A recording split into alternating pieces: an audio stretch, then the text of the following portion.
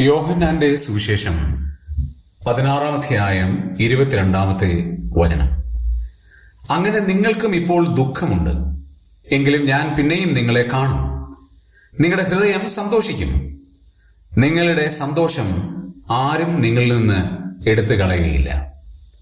ദുഃഖവും സന്തോഷവും ഒരുമിച്ച് കൊണ്ടുപോകുന്ന വ്യക്തികളാണ് നമ്മിൽ പലരും. നമ്മുടെ സന്തോഷം ഒരുപക്ഷെ നാം പ്രകടമാക്കുമായിരിക്കാം, പക്ഷെ നമ്മുടെ ദുഃഖം ലോകത്തിലെ ആരെയും അറിയിക്കുവാൻ നാം ശ്രമിക്കാറില്ല. അത് നമ്മുടെ സ്വകാര്യ ദുഃഖമായി അവശേഷിക്കുകയാണ്. എന്നാൽ ദൈവത്തിന്റെ ആത്മാവ് പറയുന്ന വാക്ക് നാം ശ്രദ്ധിക്കണം. നിങ്ങൾക്കിപ്പോൾ ദുഃഖമുണ്ട്, പക്ഷേ നിങ്ങളുടെ ഹൃദയം സന്തോഷിക്കും.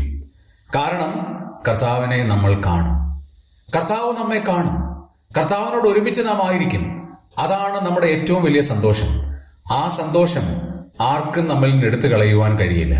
കാരണം കർത്താവ് നമ്മുടെ ഉള്ളിൽ നൽകിയ സന്തോഷം, കർത്താവിനെ നേരിൽ കാണുന്നു എന്ന് പറയുന്ന ആ ആനന്ദം, അത് ഒരാൾക്കും കെടുത്തിക്കളയുവാനോ നമ്മിൽ നിന്ന് എടുത്തു കളയുവാനോ കഴിയില്ല എന്നുള്ള യാഥാർത്ഥ്യം നമ്മൾ തിരിച്ചറിഞ്ഞ് ആ സന്തോഷത്തിൽ ജീവിക്കുവാൻ ഇടയാകട്ടെ.